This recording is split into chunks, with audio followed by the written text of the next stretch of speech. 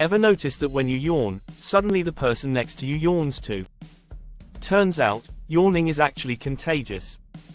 Research shows that yawning isn't just a sign of being tired, it's also a form of social empathy. When we see someone else yawn, our brains automatically respond with the same reflex. So if you yawn in front of your friends, don't be surprised if the whole room starts yawning. This funny fact makes us realize that even something as small as yawning can show how connected we are to others.